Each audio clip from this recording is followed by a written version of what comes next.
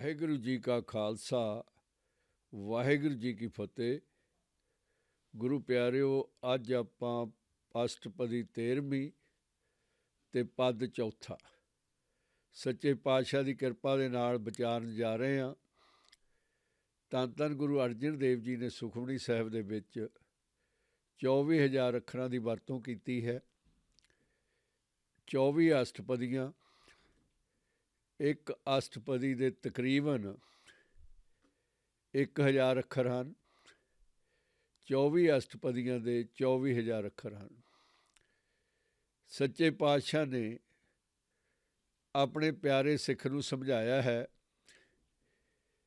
ਕਿ ਇੱਕ ਇੱਕ ਸਵਾਸ ਤੇਰਾ ਵਡਮੁੱਲਾ ਹੈ।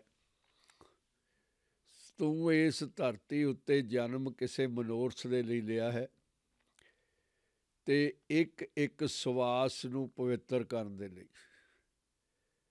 ਅਕਾਲ ਪੁਰਖ ਨੇ ਤੇਰੇ ਉੱਤੇ ਅਪਾਰ ਕਿਰਪਾ ਕੀਤੀ ਹੈ, ਜਿਹੜਾ ਤੈਨੂੰ ਇਨਸਾਨੀ ਜਨਮ ਦਿੱਤਾ ਹੈ।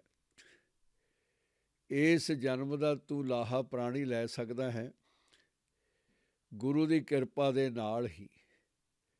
ਅਕਾਲ ਪੁਰਖ ਦੀ ਮਿਹਰ ਦੇ ਨਾਲ ਤੂੰ ਇਸ ਜਨਮ ਨੂੰ ਸਵਾਰ ਸਕਦਾ ਹੈ। ਜਦੋਂ ਤੇਰਾ ਜਨਮ ਹੋਇਆ ਹੈ ਉਦੋਂ ਤੂੰ ਇਕੱਲਾ ਨਹੀਂ ਸੀ। ਉਸ ਲਾਈਨ ਦੇ ਵਿੱਚ ਤੇਰੇ ਵਰਗੇ ਬੇਸ਼ੁਮਾਰ ਪ੍ਰਾਣੀ ਜੀਵ ਲਾਈਨ ਦੇ ਵਿੱਚ ਲੱਗੇ ਹੋਏ ਸੀ, ਪਰ ਤੈਨੂੰ ਕਿਉਂ ਚੁਣਿਆ ਗਿਆ?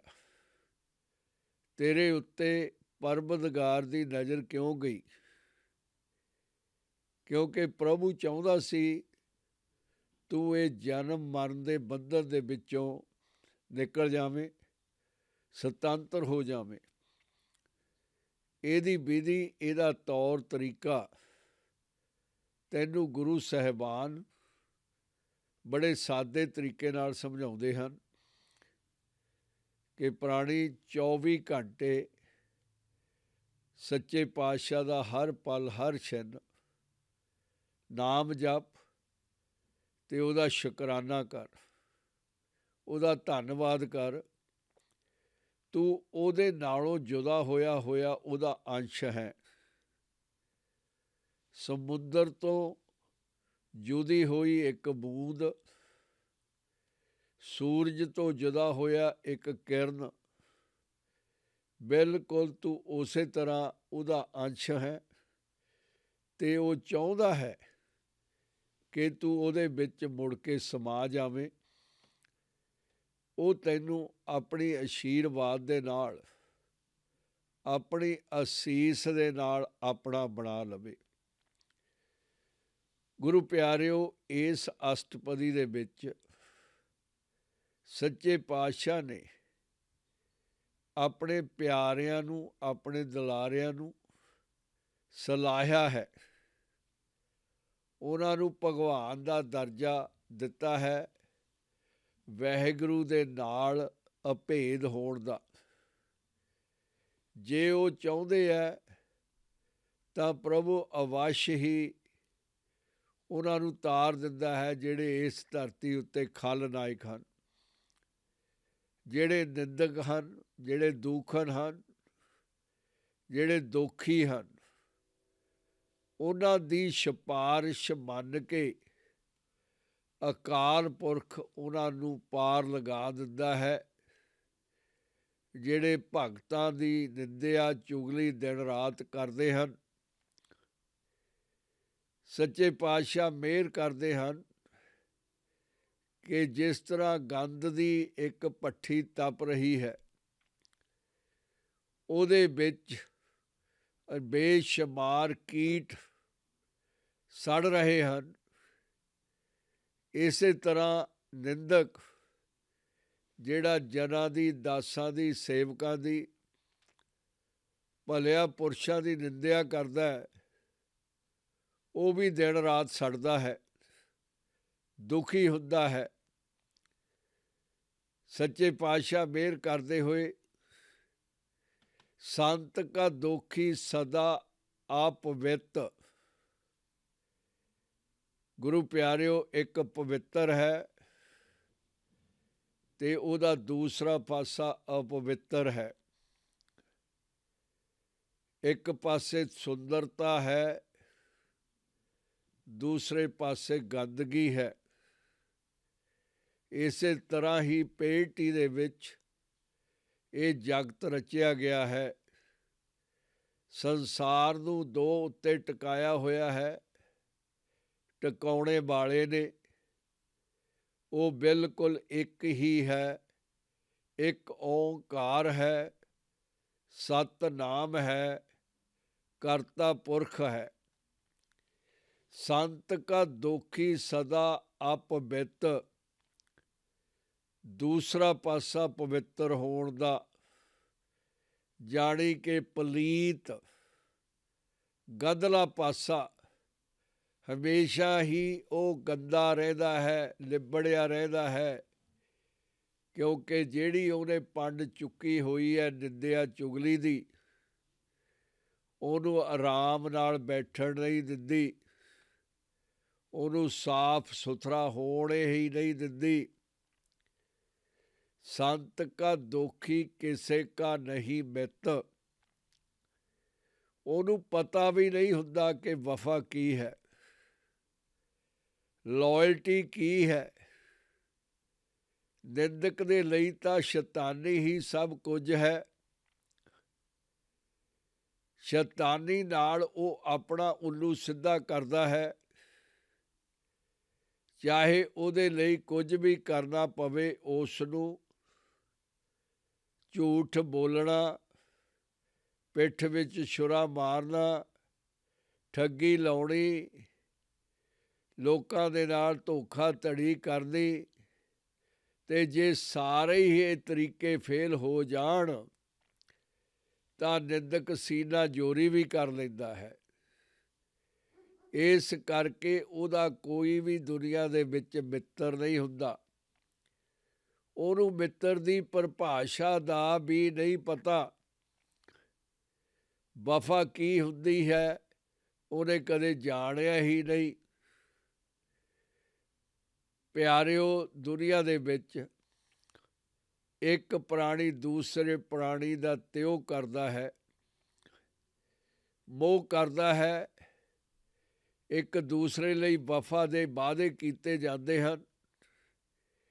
ਇਹ ਬੇਸ਼ੱਕ ਇੱਕ ਆਰਜੀ ਤੌਰ ਦੇ ਸੁਪਨੇ ਹੁੰਦੇ ਹਨ, ਪਰ ਇਹ ਵਫਾ ਦਾ ਸਕੂਲ ਹੈ, ਪਾਠਸ਼ਾਲਾ ਹੈ, ਜਿੱਥੇ ਪ੍ਰਾਣੀ ਪ੍ਰੋਮਿਸ ਨਿਭਾਉਣੇ, ਵਾਅਦੇ ਨਿਭਾਉਣੇ ਸਿੱਖਦਾ ਹੈ, ਭਾਵੇਂ ਉਹ ਦੁਨਿਆਵੀ ਹੀ ਕਿਉਂ ਨਾ ਹੋਣ, ਕਿਉਂਕਿ ਇਹ ਅੱਗੇ ਆ ਕੇ ਉਹਦੇ ਕੰਮ ਆਉਂਦੇ ਹਨ ਜਦੋਂ ਉਹ ਵਫਾ ਨਿਭਾਉਂਦਾ ਹੈ ਅਕਾਲ ਦੇ ਨਾਲ, ਪਰਮਾਤਮਾ ਦੇ ਨਾਲ। ਜਦੋਂ ਉਹਦਾ ਮੋਹ ਨਿਭ ਜਾਂਦਾ ਹੈ ਤਾਂ ਉਹਦਾ ਬੇੜਾ ਪਾਰ ਹੋ ਜਾਂਦਾ ਹੈ। ਜਿਹਨੇ ਕਦੇ ਕਿਸੇ ਤੋਂ ਸਿੱਖਿਆ ਹੀ ਨਹੀਂ, ਜਿਹਨੂੰ ਇਹ ਪਤਾ ਹੀ ਨਹੀਂ ਕਿ ਮਿੱਤਰ ਕੌਣ ਹੈ, ਸਿਰਫ ਦੁਸ਼ਮਣਾਂ ਦੀ ਲਹਿਰ ਹੀ ਗਿਣੀ ਹੈ, ਉਸ ਦੋਖੀ ਦਾ ਜਿਹੜਾ ਗਰੀਬਾਂ ਉੱਤੇ ਤਾਨੇ ਕੱਸਦਾ ਹੈ, ਭਲਾ ਕੌਣ ਮਿੱਤਰ ਹੋ ਸਕਦਾ ਹੈ। ਖਲਨਾਇਕ ਹੀ ਰਹਿੰਦਾ ਹੈ। ਹਰ ਕੋਈ ਉਹਨੂੰ ਬੇਪਸੰਦ ਕਰਦਾ ਹੈ।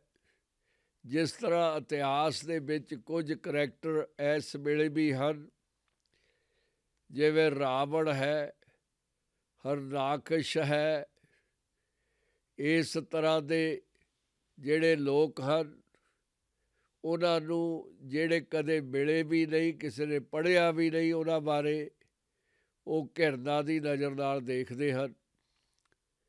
ਸੱਚੇ ਪਾਤਸ਼ਾਹ ਸਾਨੂੰ ਸਮਝਾਉਂਦੇ ਹਨ ਕਿ ਜਿਹੜਾ ਭਗਤਾਂ ਨਾਲ ਬੈਰ ਕਰਦਾ, ਗੁਰੂ ਦੇ ਪਿਆਰਿਆਂ ਦੇ ਨਾਲ ਉਹਨਾਂ ਦੀ ਨਿੰਦਿਆ ਚੁਗਲੀ ਕਰਕੇ ਖਿਲਵਾੜ ਕਰਦਾ, ਉਹਦਾ ਮਿੱਤਰ ਕੌਣ ਹੋ ਸਕਦਾ ਹੈ।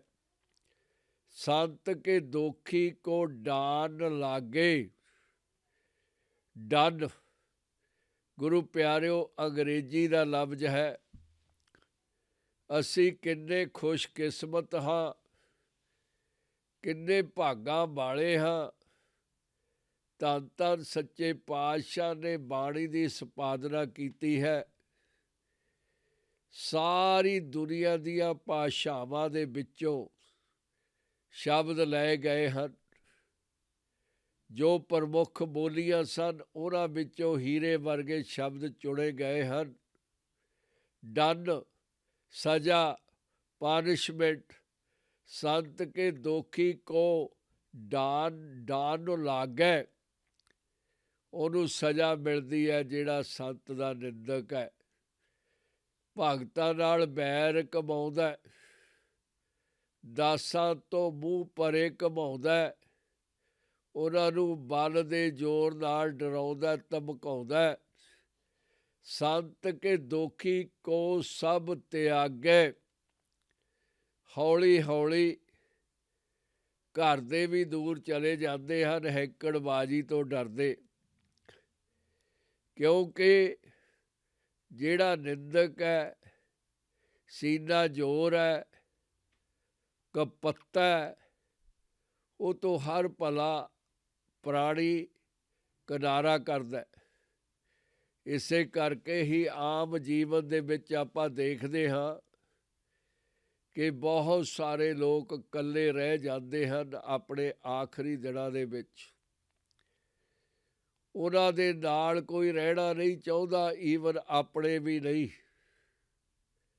ਉਹਨਾਂ ਦੀ ਸੰਤਾਨ ਵੀ ਨਹੀਂ, ਜਿਨ੍ਹਾਂ ਦੇ ਲਈ ਉਹਨਾਂ ਨੇ ਸਾਰਾ ਜੀਵਨ ਖੂਨ ਪਸੀਨਾ ਇੱਕ ਕੀਤਾ ਹੈ, ਉਹ ਵੀ ਸੁਭਾਅ ਕਰਕੇ ਬਾਤਾਂ ਦੇ ਬਤੰਗੜ ਬਣਾਉਣ ਵਾਲਿਆਂ ਤੋਂ ਦੂਰ ਹੋ ਜਾਂਦੇ ਹਨ। ਉਹਨਾਂ ਨੂੰ ਸਾਰੀ ਸ੍ਰਿਸ਼ਟੀ, ਸਾਰੇ ਲੋਕ ਤਿਆਗ ਦਿੰਦੇ ਹਨ, ਛੱਡ ਜਾਂਦੇ ਹਨ। ਸੰਤ ਕਾ ਦੋਖੀ ਮਹਾ ਹੰਕਾਰੀ, ਪ੍ਰਾਈਡ ਝੂਠਾ। ਇੱਕ ਸਵੈਮਾਨ ਹੈ ਗੁਰੂ ਪਿਆਰਿਓ, ਜਿਹੜਾ ਪ੍ਰਭੂ ਨੇ ਇਨਸਾਨ ਦੇ ਵਿੱਚ ਪਾਇਆ ਹੈ ਵਧੀਆ ਜੀਵਨ ਜਾਚ ਦੇ ਲਈ। ਇੱਕ ਹੰਕਾਰ ਹੈ ਪ੍ਰਭੂ ਦਾ ਸ਼ਰੀਕ ਬਣਨਾ। ਜਿਹਨੇ ਹੰਕਾਰ ਕੀਤਾ ਉਹ ਮਾਰਿਆ ਗਿਆ, ਚਾਹੇ ਉਹਨੇ ਪਹਿਲਾਂ ਕਿੰਨੀ ਮਿਹਨਤ ਕਰਕੇ, ਕਿੰਨੀ ਭਗਤੀ ਕਰਕੇ, ਤਪੱਸਿਆ ਕਰਕੇ ਪ੍ਰਭੂ ਦੀ ਅਸੀਸ ਲਈ, ਪਰ ਜਦੋਂ ਉਹਨੂੰ ਹੰਕਾਰ ਹੋ ਗਿਆ ਤਾਂ ਪ੍ਰਭੂ ਨੇ ਸਿਰ ਭਾਨੇ ਥੱਲੇ ਸੁੱਟ ਦਿੱਤਾ ਅਤੇ ਉਹਦਾ ਵਿਨਾਸ਼ ਹੋ ਗਿਆ। ਕਿਉਂਕਿ ਉਹ ਹੰਕਾਰੀ ਹੈ, ਜਿਹੜਾ ਬਿਨਾਂ ਕਿਸੇ ਮਤਲਬ ਤੋਂ ਗਰੀਬਾਂ ਨੂੰ ਭੰਡਦਾ, ਉਹਨਾਂ ਦੇ ਚਿਹਰੇ ਦੇਖ ਕੇ ਨਫ਼ਰਤ ਕਰਦਾ। ਸੰਤ ਕਾ ਦੋਖੀ ਸਦਾ ਬਕਾਰੀ, ਬਕਾਰ ਤਾਂ ਇੱਕ ਹੀ ਬਹੁਤ ਬੁਰਾ ਹੁੰਦਾ ਹੈ। ਸੱਚੇ ਪਾਤਸ਼ਾਹ ਨੇ ਮਹਾਂ ਬਕਾਰ ਕਰਨ ਵਾਲੇ ਨੂੰ, ਜਿਹੜਾ ਦਿਨ ਰਾਤ ਕਪਟ ਦੀ ਪੰਡ ਚੁੱਕੀ ਫਿਰਦਾ, ਸਾਧੂਆਂ ਦਾ ਦੋਖੀ, ਗਰੀਬਾਂ ਮਜ਼ਲੂਮਾਂ ਦਾ ਹਥਿਆਰਾ, ਉਹ ਇੱਕ ਬਕਾਰ ਨਹੀਂ ਕਰਦਾ। ਉਹ ਬਕਾਰਾਂ ਦੀ ਪੰਡ ਚੁੱਕ ਕੇ ਗਲੀ ਗਲੀ ਦੇ ਵਿੱਚ ਉਹਨਾਂ ਨੂੰ ਵੰਡਦਾ ਫਿਰਦਾ ਹੈ। ਸੰਤ ਕਾ ਦੋਖੀ ਜਨਮੈ ਮਰੈ। ਗੁਰੂ ਪਿਆਰਿਓ, ਇਹ ਜੀਵਨ ਬੜਾ ਸੋਹਣਾ ਹੈ, ਖੂਬਸੂਰਤ ਹੈ। ਸੱਚੇ ਪਾਤਸ਼ਾਹ ਸਾਨੂੰ ਸਮਝਾਉਂਦੇ ਨੇ ਕਿ ਇਸ ਜੀਵਨ ਦੇ ਵਿੱਚ ਆ ਕੇ ਹੀ ਪ੍ਰਾਣੀ ਪਰਮ ਗਦ ਨੂੰ ਪ੍ਰਾਪਤ ਕਰਦਾ ਹੈ। ਦੁਨੀਆ ਦੇ ਵਿੱਚ ਆਪਣਾ ਨਾਮ ਕਮਾਉਂਦਾ ਹੈ, ਉੱਚੀ ਪਦਵੀ 'ਤੇ ਪਹੁੰਚਦਾ ਹੈ। ਸੱਚੇ ਪਾਤਸ਼ਾਹ ਸਾਨੂੰ ਮਿਹਰ ਕਰਕੇ ਸਮਝਾਉਂਦੇ ਹਨ ਕਿ ਉਹ ਲੋਕ ਜਿਹੜੇ ਹੰਕਾਰ ਕਰਦੇ ਹਨ, ਗਰੀਬਾਂ ਦੇ ਮਨ ਨੂੰ ਦੁਖੀ ਕਰਦੇ ਹਨ, ਪਰੇਸ਼ਾਨ ਕਰਦੇ ਹਨ, ਉਹਨਾਂ ਦੇ ਨਾਲ ਪ੍ਰਭੂ ਕਦੇ ਵੀ ਪ੍ਰਸੰਨ ਨਹੀਂ ਹੁੰਦਾ, ਹਮੇਸ਼ਾ ਉਹਨਾਂ ਦੇ ਵੱਲ ਪਿੱਠ ਕਰ ਲੈਂਦਾ ਹੈ। ਧੰਨ ਧੰਨ ਗੁਰੂ ਨਾਨਕ ਦੇਵ ਜੀ ਨੇ ਹਮੇਸ਼ਾ ਹੀ ਹੰਕਾਰੀਆਂ ਨੂੰ ਪਿੱਠ ਦਿੱਤੀ ਹੈ, ਉਹਨਾਂ ਵੱਲ ਤੱਕਿਆ ਨਹੀਂ, ਉਹਨਾਂ ਤੋਂ ਦੂਰ ਹੀ, ਚਾਹੇ ਉਹ ਮਲਕ ਭਾਗੋ ਹੋਵੇ, ਚਾਹੇ ਕਿੰਨਾ ਹੀ ਧਨਾੜ ਹੋਵੇ, ਗਰੀਬਾਂ ਨੂੰ, ਛੋਟਿਆਂ ਨੂੰ, ਮਜ਼ਲੂਮਾਂ ਨੂੰ ਆਪਣੇ ਗਲ ਦੇ ਨਾਲ ਲਾਇਆ ਹੈ, ਉਹਨਾਂ ਨੂੰ ਸਲਾਹਿਆ ਹੈ, ਹਮੇਸ਼ਾ ਹੀ ਉਹਨਾਂ ਨੂੰ ਆਪਣੇ ਪਿਆਰੇ ਬਣਾਇਆ ਹੈ। ਗੁਰੂ ਪਿਆਰਿਓ, ਕਿਉਂਕਿ ਉਹ ਰੱਬ ਦਾ ਰੂਪ ਹੀ ਬਣ ਜਾਂਦੇ ਹਨ, ਗੁਰੂ ਮਹਾਰਾਜ ਨੂੰ ਉਸ ਨਜ਼ਰ ਦੇ ਨਾਲ ਹੀ ਦਿਸਦਾ ਹੈ ਕਿ ਸਾਰੀ ਸ੍ਰਿਸ਼ਟੀ ਸਮਾਨ ਹੈ, ਉੱਚਾ ਨੀਵਾਂ ਕੋਈ ਹੈ ਹੀ ਨਹੀਂ, ਸਭ ਇੱਕ ਲਾਈਨ ਦੇ ਵਿੱਚ ਲੱਗੇ ਹੋਏ ਹਨ ਤੇ ਆਰਜੀ ਤੌਰ 'ਤੇ ਇਸ ਧਰਤੀ ਉੱਤੇ ਆਏ ਹਨ। ਸੱਚੇ ਪਾਤਸ਼ਾਹ ਮਿਹਰ ਕਰਦੇ ਹਨ ਕਿ ਇਸ ਤਰ੍ਹਾਂ ਦੇ ਦੁਸ਼ਟ ਹੰਕਾਰੀ ਹਨ। ਸੰਤ ਕਾ ਦੋਖੀ ਸਦਾ ਬਿਕਾਰੀ, ਸੰਤ ਕਾ ਦੋਖੀ ਜਨਮੈ ਮਰੇ, ਮਾਤਾ ਦੇ ਗਰਭ ਦੇ ਵਿੱਚ ਆਉਂਦਾ ਹੈ, ਜਨਮਦਾ ਹੈ, ਮਰਦਾ ਹੈ, ਸਰੀਰ ਇੱਕ ਬਦਲਦਾ, ਦੂਜੇ 'ਚ ਚਲੇ ਜਾਂਦਾ ਅਤੇ 84 ਲੱਖ ਜੂਨ ਦੇ ਵਿੱਚ ਘੁੰਮਦਾ ਫਿਰਦਾ ਹੈ, ਕਿਉਂਕਿ ਉਹਨੇ ਲਾਭ ਨਹੀਂ ਲਿਆ। ਜਦੋਂ ਉਹ ਘੜੀ ਆਈ ਤਾਂ ਸੌ ਗਿਆ, ਸੌ ਕੇ ਉਹਨੇ ਉਹ ਆਪਣਾ ਸਮਾਂ ਜਿਹੜਾ ਉਹ ਬਰਬਾਦ ਕਰ ਦਿੱਤਾ। ਕਹਿੰਦੇ ਨੇ ਕਿ ਇਹ 84 ਲੱਖ ਜੂਨ ਦੇ ਵਿੱਚੋਂ ਇੱਕੋ ਹੀ ਬ੍ਰਿਜ ਹੈ, ਇੱਕੋ ਹੀ ਪੁਲ ਹੈ, ਜਿਹਦੇ ਜ਼ਰੀਏ ਇਨਸਾਨ ਇਸ ਜਨਮ ਮਰਨ ਦੇ ਚੱਕਰ 'ਚੋਂ ਨਿਕਲ ਜਾਂਦਾ ਹੈ ਅਤੇ ਮੁੜ ਕੇ ਮਾਤਾ ਦੇ ਗਰਭ ਦੇ ਵਿੱਚ ਨਹੀਂ ਆਉਂਦਾ, ਹਮੇਸ਼ਾ ਦੇ ਲਈ ਪ੍ਰਭੂ ਦੇ ਨਾਲ ਸਮੋ ਜਾਂਦਾ ਹੈ। ਸੰਤ ਕਾ ਦੋਖੀ ਜਨਮੈ ਮਾਰੇ, ਸੰਤ ਕੀ ਦੁੱਖ ਨਾ ਸੁੱਖ ਤੇ ਟਰੇ। ਸਾਧੂ ਦਾ ਨਿੰਦਕ ਰਾਮ ਤੋਂ ਸੱਖਣਾ ਹੋ ਜਾਂਦਾ ਹੈ। ਉਹਦੀ ਪਰਿਭਾਸ਼ਾ ਦੇ ਵਿੱਚ ਸੁੱਖ ਨਾਂ ਦੀ ਕੋਈ ਚੀਜ਼ ਰਹਿੰਦੀ ਹੀ ਨਹੀਂ, ਸਭ ਕੁਝ ਨਿਕਲ ਜਾਂਦਾ ਹੈ। ਉਹ ਹਮੇਸ਼ਾ ਹੀ ਕਸ਼ਟ ਦੇ ਵਿੱਚ ਰਹਿੰਦਾ ਹੈ, ਦੁੱਖ ਦੇ ਵਿੱਚ ਰਹਿੰਦਾ ਹੈ। ਸੰਤ ਕੇ ਦੋਖੀ ਕੋ ਕਹੋ ਨਾ ਹੀ ਠਾਓ, ਸੰਤ ਦਾ ਜਿਹੜਾ ਨਿੰਦਕ ਹੈ, ਕ੍ਰਿਟਿਕ ਹੈ, ਲੋਚਕ ਹੈ, ਚਰਚਾ ਕਰਨ ਵਾਲਾ, ਉਹਨੂੰ ਪਰੇਸ਼ਾਨ ਕਰਨ ਵਾਲਾ, ਉਹਦੇ ਕੋਲ ਕੋਈ ਥਾਂ ਨਹੀਂ ਅਤੇ ਉਹਨੂੰ ਰਹਿਣ ਦੀ ਵੀ ਕੋਈ ਥਾਂ ਨਹੀਂ ਮਿਲਦੀ। ਹਵਾ ਦੇ ਵਿੱਚ ਉੱਡਦਾ ਫਿਰਦਾ ਹੈ, ਸਰੀਰ ਦੀ ਹਵਾ ਉਹਨੇ ਗਦਲੀ ਕਰ ਲਈ, ਬਾਹਰ ਦੀ ਹਵਾ ਦੇ ਵਿੱਚੋਂ ਉਹ ਸ਼ਾਂਤੀ, ਸਬਰ, ਸੰਤੋਖ ਲੱਭਦਾ ਫਿਰਦਾ, ਜਿਹੜਾ ਕਿ ਉਹਨੂੰ ਨਹੀਂ ਨਸੀਬ ਹੁੰਦਾ। ਉਹਨੂੰ ਥਾਂ ਹੀ ਨਹੀਂ ਕੋਈ ਮਿਲਦਾ। ਹਰ ਕੋਈ ਚਾਹੁੰਦਾ ਕਿ ਉਹ ਪਰੇ ਚਲੇ ਜਾਵੇ, ਆਪਣੀ ਬਾਤਚੀਤ ਉਹਨਾਂ ਨਾਲ ਨਾ ਕਰੇ, ਕਿਉਂਕਿ ਕਿਸੇ ਦਾ ਸਰੀਰ ਵੀ ਇਸ ਤਰ੍ਹਾਂ ਦੇ ਕਲੰਕਤ ਪ੍ਰਾਣੀ ਨੂੰ ਐਕਸੈਪਟ ਨਹੀਂ ਕਰਦਾ। ਨਾਨਕ ਸੰਤ ਭਾਵੇ ਤਾਂ ਲੈ ਮਿਲਾਏ, ਕਿੰਨੀ ਵੱਡੀ ਵਡਿਆਈ ਕੀਤੀ ਹੈ ਮੇਰੇ ਸਾਹਿਬ ਨੇ। ਧੰਨ ਧੰਨ ਗੁਰੂ ਅਰਜਨ ਦੇਵ ਜੀ ਨੇ ਕਿੰਨੀ ਵਡਿਆਈ ਕੀਤੀ ਹੈ ਆਪਣੇ ਪਿਆਰੇ ਭਗਤ ਦੀ। ਪ੍ਰਭੂ ਦਾ ਰੂਪ, ਹਰੀ ਦਾ ਜਨ ਹਰੀ ਬਣ ਗਿਆ, ਜਿਹੜਾ ਸਾਰੀ ਜ਼ਿੰਦਗੀ ਉਹਨੂੰ ਦਿੰਦਾ ਰਿਹਾ, ਬਹਾਨੇ ਬਣਾ ਕੇ ਤਕਲੀਫਾਂ ਦਿੰਦਾ ਰਿਹਾ। ਗੁਰੂ ਮਹਾਰਾਜ ਕੁਆਲਿਟੀ ਦੱਸਦੇ ਹਨ, ਉਹਦੀ ਵੱਡੀ ਵਡਿਆਈ ਅਚਰਜ ਸੋਭਾ ਦੱਸਦੇ ਹਨ। ਜਿਹੜਾ ਗੁਰੂ ਦਾ ਪਿਆਰਾ ਹੈ, ਦੁਲਾਰਾ ਹੈ, ਉਹ ਬਦਲਾ ਨਹੀਂ ਲੈਂਦਾ।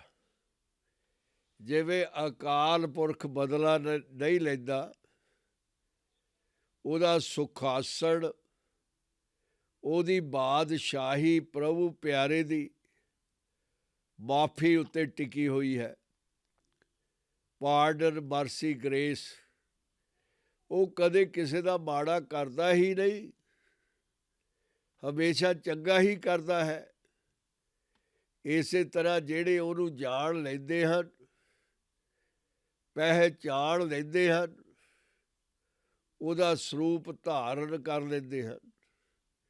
ਜਦੋਂ ਨਿੰਦਿਆ ਕਰਦੇ ਹਨ ਉਹਨਾਂ ਦੀ, ਉਹਨਾਂ ਉੱਤੇ ਹੱਸ ਕੇ ਪ੍ਰਸੰਨ ਹੁੰਦੇ ਹਨ ਕਿ ਤੁਸੀਂ ਤਾਂ ਭਾਈ ਮੇਰੇ ਕੱਪੜੇ ਧੋ ਰਹੇ ਹੋ, ਤੁਸੀਂ ਤਾਂ ਮੇਰੇ ਮਾਂ ਬਾਪ ਬਣ ਗਏ, ਤੁਹਾਡੀ ਤਾਂ ਬੜੀ ਉੱਚੀ ਪਦਵੀ ਹੈ, ਤੁਸੀਂ ਸਮਾਂ ਛੱਡਦੇ ਹੋ, ਆਪਣੀ ਜ਼ਿੰਦਗੀ ਦਾ ਕੀਮਤੀ ਸਮਾਂ ਜਿਹੜਾ ਪ੍ਰਭੂ ਨੂੰ ਧਿਆਉਣ ਦਾ, ਪ੍ਰਭੂ ਨੂੰ ਪਾਉਣ ਦਾ, ਉਹ ਤੁਸੀਂ ਮੇਰੇ ਗਰੀਬ, ਮੇਰੇ ਵਰਗੇ ਨਪਾੜੇ ਨਤਾੜੇ ਦੇ ਲਈ, ਮੈਨੂੰ ਨਿੰਦਣ ਦੇ ਲਈ ਸਮਾਂ ਲਗਾਉਂਦੇ ਹੋ। ਸੱਚੇ ਪਾਤਸ਼ਾਹ ਇਹਨਾਂ ਦਾ ਵੀ ਭਲਾ ਕਰਦੇ, ਸਰਬੱਤ ਦਾ ਭਲਾ। ਇਹਨਾਂ ਨੇ ਮੈਨੂੰ ਤੇਰੇ ਨਾਲ ਜੋੜਿਆ, ਤੈਂ ਮੇਰੀ ਸਹਾਇਤਾ ਕੀਤੀ ਹੈ। ਨਿਰੰਕਾਰ ਬੇਸ਼ੱਕ ਮੇਰੇ ਗਰੀਬ ਦੀ ਇਹਨਾਂ ਨੇ ਨਿੰਦਿਆ ਕੀਤੀ ਹੈ, ਭਗਤ ਜਾਨੇ ਕਹਿੰਦੇ ਹਨ, ਪਰ ਇਹਨਾਂ ਦੇ ਵੀ ਉੱਤੇ ਤੂੰ ਮਿਹਰ ਕਰ, ਇਹਨਾਂ ਨੂੰ ਵੀ ਤਾਰ ਦੇ। ਨਾਨਕ ਸੰਤ ਭਾਵੈ ਤਾਂ ਲੈ ਮਿਲਾਏ।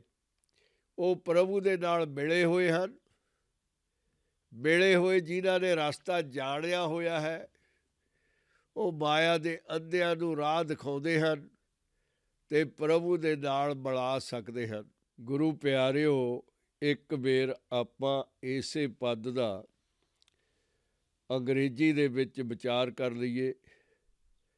ਸੱਚੇ ਪਾਤਸ਼ਾਹ ਦੀ ਕਿਰਪਾ ਦੇ ਨਾਲ, ਜਿਵੇਂ ਆਪਾਂ ਅਕਸਰ ਬੇਨਤੀ ਕਰਦੇ ਹਾਂ ਸੱਚੇ ਪਾਤਸ਼ਾਹ ਦੇ ਅੱਗੇ ਕਿ ਤੇਰੀ ਮਿਹਰ ਨਾਲ ਹੀ ਪ੍ਰਾਣੀ ਬੋਲ ਸਕਦਾ ਹੈ, ਸਮਝ ਸਕਦਾ ਹੈ, ਵਿਚਾਰ ਕਰ ਸਕਦਾ ਹੈ। ਸੰਤ ਕਾ ਦੋਖੀ ਸਦਾ ਅਪਵਿੱਤ, the slanderer of saint is ever impure, his mind is dirty, his thinking is rotten, he is not pure because his job is to give pain to Guru's lovers. How can be pure? Pure is only Lord, only God, only Vaheguru. ਪਵਿੱਤਰ ਹੈ, ਪਰ ਉਹ ਤੋਂ ਉਲਟ ਚੱਲਣ ਵਾਲਾ ਪ੍ਰਾਣੀ ਕਿਸ ਤਰ੍ਹਾਂ ਪਵਿੱਤਰ ਹੋ ਸਕਦਾ ਹੈ। The saint slender is ever impure. संत का दुखी किसे का नहीं मित. The slanderer of saint is awarded. He is under punishment always, and he don't have no friend. All the friends go away after one and other, because his job is to give them trouble, back talk against them, backstab them. How friends can like? He is not even good enemy for them. He is a bad enemy. संत को दोखी को सब त्यागे, संत के दोखी को डान लागे. Done. Slanderer of God, saint, is always awarded punishment by God. A word is good sentence, always used for blessing, always used for mercy. But here, slanderer is so worse. He is given pain, punishment by Lord. संत के दोखी को सब त्यागे. Everybody run away if somebody has bad attitude. Never listen anybody. Just talking bad of other people. Back talk. Nobody like that kind of person. Everybody leave him. Slanders of saints slander is avoided by everybody. संत का दुखी महाहंकारी. The saint's slanderer is exceedingly proud of his false ego, of his false wisdom, of his false show up. It is boring. His personality is quite boring personality. Who will get along with that kind of person? His spouse will leave him. His children will go away from him. Sant ka dukhi sada bakari. Saint's slanderer is ever a sinner, dirty of dirties, liar of liars, sinner of sinners. Every evil is prevailing in his mind. Sant ka dukhi janve mare. No doubt. He continues in the reincarnation cycle. Change the bodies always. Because he forgot him. The people who don't forget him, he's after them. He's torturing them, punishing them. So in return, he go back and forth in mother's mom, take one body after other.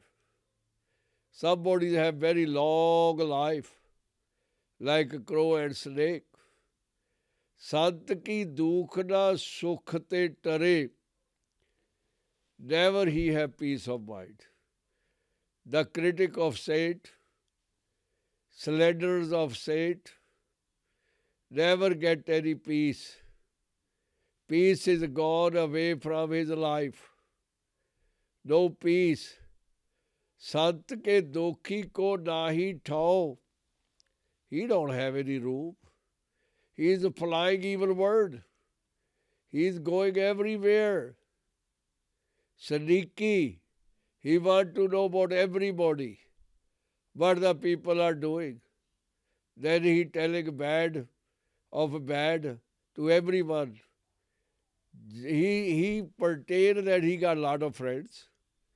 They come and sit with him and talk, his gossip. But when they leave, he talking bad about them. One after other, he's looking chance how he can criticize everybody, so-called his friends even. Sant Nanak Sant Bhave Ta Lai Balaye. Guru is so happy. Guru is so pleased. All the sadhus, all the people who love Lord, they spend a lot of time reciting Him, singing His songs. Guru Maharaj is telling how big heart is Guru's lover is. He even recommend his critic to be liberated, to make his critic, making his torture free. without any pain, because he don't have any evil left.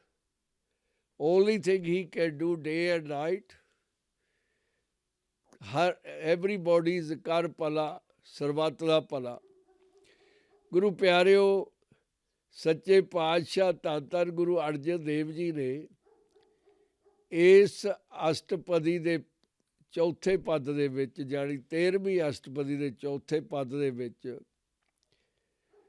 ਉਹਨਾਂ ਜਿਨ੍ਹਾਂ ਨੇ ਗੁਰੂ ਦੇ ਪਿਆਰਿਆਂ ਨੂੰ ਸਤਾਇਆ, ਪਰੇਸ਼ਾਨ ਕੀਤਾ, ਆਪਣੀ ਹੈਂਕੜ ਦਿਖਾਈ ਹੈ, ਕੋਈ ਵੀ ਭਗਤ ਬਚਿਆ ਨਹੀਂ ਹੈ ਇਹਨਾਂ ਦੇ ਅਤਿਆਚਾਰ ਤੋਂ।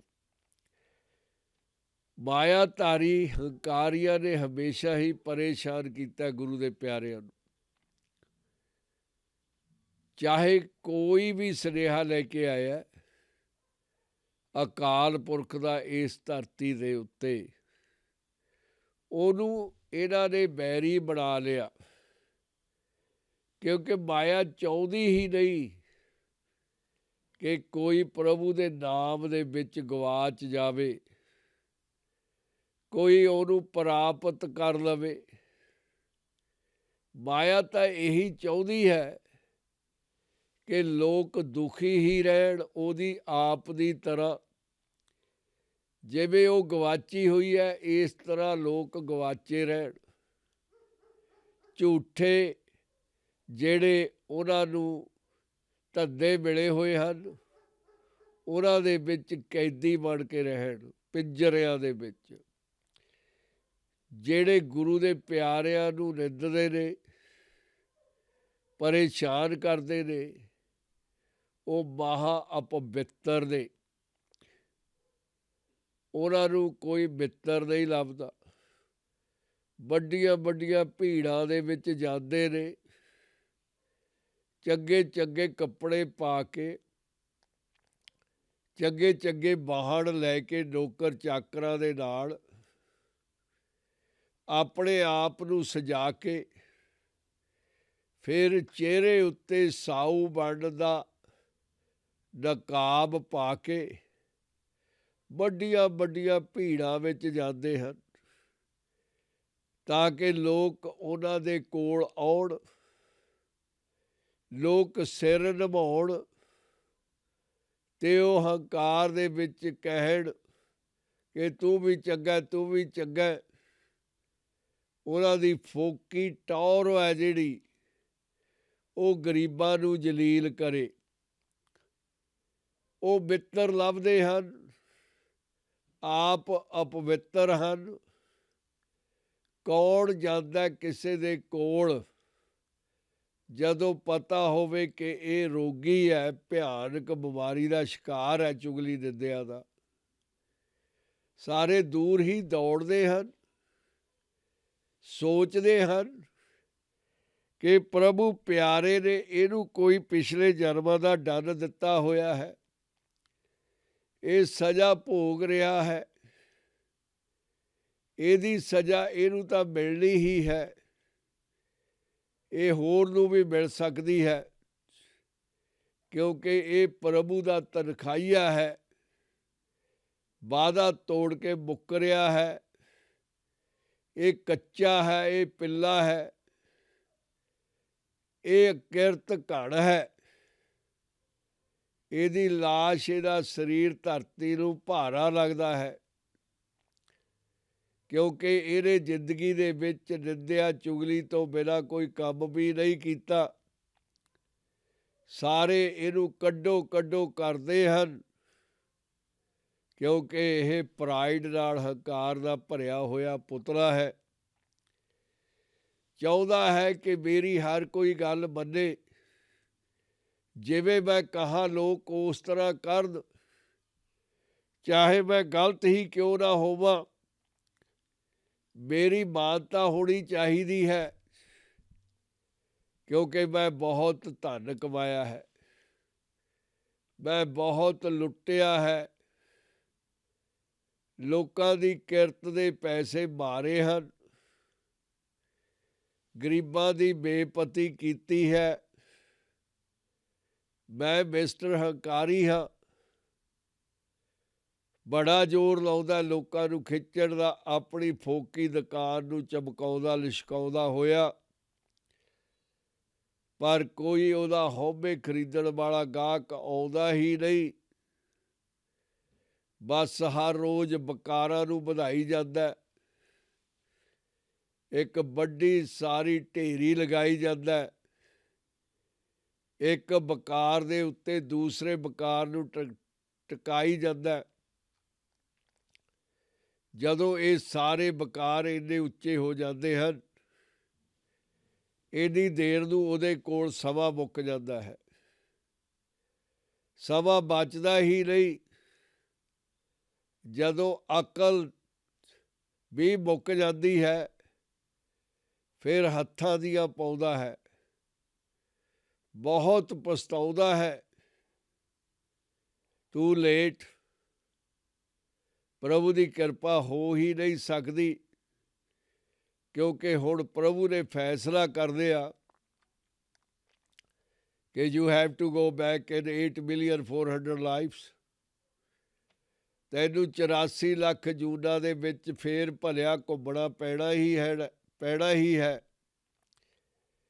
ਤੇਰੇ ਸੁੱਖ, ਤੇਰੇ ਦੁੱਖ ਜਿਹੜੇ ਤਾਂ ਇਸ ਦੁਨੀਆ ਦੇ ਵਿੱਚ ਚੁਣੇ ਹਨ, ਉਹਨਾਂ ਦਾ ਨਿਬੇੜਾ ਹੁਣ ਅਕਾਲ ਪੁਰਖ ਦੀ ਦਰਗਾਹ ਦੇ ਵਿੱਚ ਹੋਵੇਗਾ।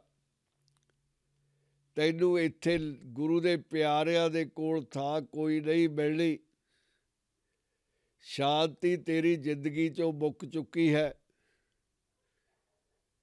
ਹਾਂ, ਜੇ ਤੂੰ ਮਹਿਸੂਸ ਕਰੇ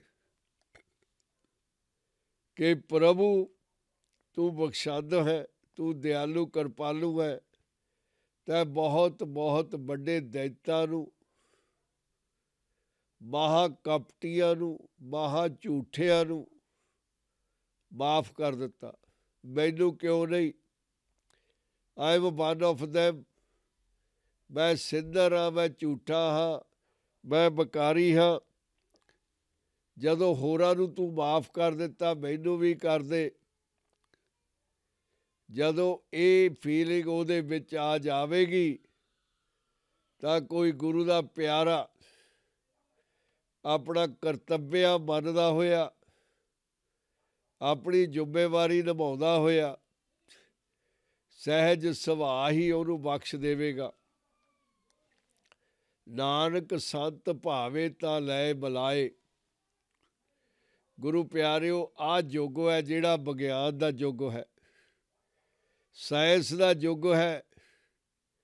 ਸਾਇੰਸ ਭਾਰੂ ਹੈ, ਕਿਉਂਕਿ ਵਿਗਿਆਨ ਦੇ ਕੋਲ ਸਬੂਤ ਹਨ। ਸਬੂਤਾਂ ਦੇ ਆਧਾਰ ਦੇ ਉੱਤੇ ਸਾਇੰਸ ਜਿਉਂਦੀ ਹੈ। ਸਪਿਰਚੁਅਲਿਟੀ ਸ਼ਰਧਾ ਉੱਤੇ ਜਿਉਂਦੀ ਹੈ, ਭਾਵਨਾ ਉੱਤੇ ਟਿਕੀ ਹੋਈ ਹੈ। ਇੱਕ ਪਾਸੇ ਵਿਗਿਆਨ ਹੈ, ਇੱਕ ਪਾਸੇ ਸਾਇੰਸ ਹੈ। ਇੱਕ ਵਿਚਾਲੇ ਹੈ, ਜਿਹਨੂੰ ਅਸੀਂ ਮਿਡਲ ਮੈਨ ਕਹਿੰਦੇ ਹਾਂ। ਉਹ ਦੋਨੇ ਪਾਸਿਆਂ ਦਾ ਲਾਹਾ ਲੈਂਦਾ ਹੈ। ਉਹਦਾ ਵੱਡਾ ਮਨੋਰਥ ਦੋਨਾਂ ਦਾ ਹੀ ਸ਼ੋਸ਼ਣ ਕਰਦਾ ਹੈ, ਸਾਇੰਸ ਦਾ, ਵਿਗਿਆਨ ਦਾ ਵੀ, ਤੇ ਸ਼ਰਧਾ ਵਾਲੇ ਪ੍ਰਾਣੀਆਂ ਦਾ ਵੀ। ਉਹ ਪੁਜਾਰੀ ਹੈ ਜਿਹੜਾ ਸਦੀਆਂ ਤੋਂ ਲੋਕਾਂ ਨੂੰ ਲੁੱਟਦਾ ਆ ਰਿਹਾ, ਬਰੋਕਰ ਹੈ, ਰੋਜੀ ਰੋਟੀ ਨਹੀਂ ਕਮਾਉਂਦਾ, ਸਿਰਫ ਠੱਗਦਾ ਹੀ ਹੈ। ਡਰਾਉਂਦਾ ਹੈ ਪਰਜਾ ਨੂੰ, ਤੇ ਪੈਸੇ ਲੈ ਕੇ ਆਪਣਾ ਅਮਾਨ ਹੈ ਜਿਹੜਾ ਗੁਰੂ ਦਾ ਸ਼ਰੀਕ ਬਣ ਕੇ ਉਹਦੇ ਉੱਤੇ ਲਗਾ ਦਿੰਦਾ ਹੈ। ਲੋਕਾਂ ਨੂੰ ਵੱਡੀਆਂ ਵੱਡੀਆਂ ਕਰਾਮਾਤਾਂ ਦਿਖਾਉਂਦਾ ਹੈ, ਵਾਅਦੇ ਕਰਦਾ ਹੈ, ਇੰਨਾ ਝੂਠ ਬੋਲਦਾ ਹੈ ਕਿ ਦਿਨ ਨੂੰ ਰਾਤ ਤੇ ਰਾਤ ਨੂੰ ਚਿੱਟੇ ਦੁੱਧ ਵਰਗਾ ਦਿਨ ਬਣਾ ਸਕਦਾ ਹੈ। ਇਸੇ ਕਰਕੇ ਹੀ ਪ੍ਰਭੂ ਦੀ ਕਰੋਪੀ ਹੁੰਦੀ ਹੈ, ਕੁਦਰਤ ਦੁਖੀ ਹੋ ਜਾਂਦੀ ਹੈ। ਅੱਜ ਦੇ ਸਮੇਂ ਦੇ ਵਿੱਚ ਲੋਕ ਡਰ ਗਏ ਹਨ, ਤ੍ਰੈ ਕਰ ਰਹੇ ਹਨ, ਖੌਫ ਮੌਤ ਦਾ ਸਾਰੇ ਪਾਸੇ, ਸਾਰੇ ਸੰਸਾਰ ਦੇ ਵਿੱਚ ਨਿਰਾਸ਼ਾ ਦਾ ਆਲਮ ਛਾਇਆ ਹੋਇਆ ਹੈ। ਕੁਦਰਤ ਦੀ ਕਰੋਪੀ ਹੀ ਹੈ ਕਿ ਘਰਾਂ ਦੇ ਵਿੱਚ ਵੀ ਬੈਠੇ ਲੋਕ ਆਪਣੇ ਆਪ ਨੂੰ ਸੁਰੱਖਿਅਤ ਨਹੀਂ ਮੰਨ ਰਹੇ, ਕਿਉਂਕਿ ਪ੍ਰਾਣੀ ਮਿਸਟਰ ਹਿਊਮਨ ਬੀਇੰਗ ਆਪਣੀਆਂ ਸਾਰੀਆਂ ਹੱਦਾਂ ਬੰਨੇ ਟੱਪ ਗਿਆ। ਆਪਣੀ ਖੁਰਾਕ ਦੇ ਲਈ, ਆਪਣੇ ਵਪਾਰ ਦੇ ਲਈ ਸਿੱਧਾ ਕੁਦਰਤ ਦਾ ਦੁਸ਼ਮਣ ਬਣ ਬੈਠਿਆ, ਤੇ ਅੱਜ ਉਹਨੂੰ ਇਹ ਸਜ਼ਾ ਮਿਲ ਰਹੀ ਹੈ। ਕੰਪਲੀਟ ਆਜ਼ਾਦੀ ਗਵਾ ਬੈਠਾ ਹੈ, ਡਰ ਦੇ ਵਿੱਚ ਜੀਵਨ ਬਤੀਤ ਕਰ ਰਿਹਾ ਹੈ। ਹਨੇਰੀ ਰਾਤ ਦੇ ਵਿੱਚ ਪਰੇ ਵੀ ਨਹੀਂ ਕਰ ਸਕਦਾ। ਬੇਨਤੀ ਕਿਹੜੇ ਮੂੰਹ ਨਾਲ ਕਰੇ? ਉਹਨੇ ਆਪ ਹੀ ਇਹ ਵੱਡੀ ਸਮੱਸਿਆ ਸਹੇੜੀ ਹੈ। ਗੁਰੂ ਪਿਆਰਿਓ, ਧੰਨ ਧੰਨ ਗੁਰੂ ਅਰਜਨ ਦੇਵ ਜੀ ਨੇ ਅਪਾਰ ਕਿਰਪਾ ਕੀਤੀ ਹੈ ਕਿ ਪ੍ਰਾਣੀ, ਤੂੰ ਜੀਵਨ ਦੇ ਵਿੱਚ ਆਇਆ ਕੁਛ ਲੈਣ ਦੇ ਲਈ, ਪ੍ਰਾਪਤ ਕਰਨ ਦੇ ਲਈ। ਇਹ ਸਮਾਂ ਅਜਾਈ ਨਾ ਬਤਾ, ਜਿਹੜੀਆਂ ਝੂਠੀਆਂ ਦੋਸਤੀਆਂ, ਝੂਠੀਆਂ ਯਾਰੀਆਂ ਤੇ ਸ਼ੇਖੀ ਮਾਰਦਾ, ਇਹਨਾਂ ਨੂੰ ਛੱਡ ਦੇ। ਆਪਣੇ ਵਿੱਚੋਂ ਆਪਣੇ ਆਪ ਨੂੰ ਲੱਭ। ਬਿਲਕੁਲ ਉੱਥੇ ਹੀ ਜਿੱਥੇ ਤੈਨੂੰ ਸਿਰਜਣ ਵਾਲਾ ਬੈਠਾ ਮਿਲੇਗਾ। ਤੂੰ ਵੀ ਉੱਥੇ, ਉਹ ਵੀ ਉੱਥੇ। ਉਹ ਜਗ੍ਹਾ ਕਿਹੜੀ ਹੈ? ਇੱਕ ਵਾਰ ਸੋਚ ਕੇ ਤਾਂ ਦੇਖ। ਉਹ ਦਰ ਕਿਹੜਾ, ਉਹ ਘਰ ਕਿਹੜਾ ਜਿੱਥੇ ਪ੍ਰਭੂ ਸਾਖ ਬੈਠਾ ਹੈ। ਆਪਣਾ ਇਹ ਸਾਰਾ ਸੰਸਾਰ ਸ੍ਰਿਸ਼ਟੀਆਂ ਉੱਥੇ ਬੈਠਾ ਬਾਖੂਬੀ ਨਾਲ ਚਲਾ ਰਿਹਾ। ਇਹ ਮਹਿਸੂਸ ਕਰ ਲੈ ਕਿ ਕਿਤੇ ਤੇਰਾ ਪਿਆਰਾ ਹਿਰਦਾ ਤਾਂ ਨਹੀਂ, ਜਿੱਥੇ ਉਹ ਸਾਖ ਬਿਰਾਜਮਾਨ ਹੋਇਆ ਬੈਠਾ ਹੈ, ਤੇਰੇ ਨਾਲ ਹੀ ਰਹਿੰਦਾ ਹੈ, ਪਿਆਰੇ ਮਿੱਤਰ ਦੀ ਤਰ੍ਹਾਂ, ਪਿਆਰੇ ਦੋਸਤ ਦੀ ਤਰ੍ਹਾਂ। ਤੂੰ ਬਾਹਰ ਢੂੰਡਦਾ ਫਿਰਦਾ ਪਿਆਰਿਆ, ਉਹ ਤਾਂ ਅੰਦਰੋਂ ਹਾਕਾਂ ਮਾਰਦਾ। ਤੂੰ ਬਾਹਰ ਪਰੇ ਨੂੰ ਮੂੰਹ ਕਰਕੇ ਲੋਕਾਂ ਵਿੱਚੋਂ ਉਹਨੂੰ ਲੱਭਦਾ ਫਿਰਦਾ। ਉਹਨਾਂ ਲੋਕਾਂ ਵਿੱਚੋਂ ਜਿਹਨਾਂ ਸਾਰਿਆਂ ਨੇ ਉਹਨੂੰ ਗਵਾਇਆ ਹੋਇਆ, ਤੇਰੀ ਹੀ ਤਰ੍ਹਾਂ। ਗੁਰੂ ਪਿਆਰਿਓ, ਅੱਜ ਆਪਾਂ 13ਵੀਂ ਅਸ਼ਟਪਦੀ ਦਾ ਚੌਥਾ ਪਦ ਵਿਚਾਰਿਆ। ਸੱਚੇ ਪਾਤਸ਼ਾਹ ਦੀ ਕਿਰਪਾ ਦੇ ਨਾਲ ਮਿਹਰ ਕਰਨ ਧੰਨ ਧੰਨ ਗੁਰੂ ਅਰਜਨ ਦੇਵ ਜੀ ਸੱਚੇ ਪਾਤਸ਼ਾਹ ਨੇ ਮਿਹਰ ਕੀਤੀ ਅਲਕਾਈ ਦੇ ਉੱਤੇ। ਸੁੱਖਾਂ ਦੀ ਬੜੀ, ਸੁੱਖਾਂ ਦਾ ਖਜ਼ਾਨਾ, ਆਨੰਦ ਸਾਹਿਬ, ਆਨੰਦ ਸ੍ਰਿਸ਼ਟੀ ਦਾ ਗਿਆਨ, ਵਿਜ਼ਡਮ, ਅਕਲ, ਸਾਰੀ ਦੀ ਸਾਰੀ ਆਪਣੇ ਪਿਆਰੇ ਸਿੱਖਾਂ ਉੱਤੇ ਨਿਸ਼ਾਵਰ ਕਰ ਦਿੱਤੀ। ਧੰਨ ਧੰਨ ਗੁਰੂ ਅਰਜਨ ਦੇਵ ਜੀ, ਤੇਰੀ ਮਿਹਰ ਅਪਾਰ ਹੈ।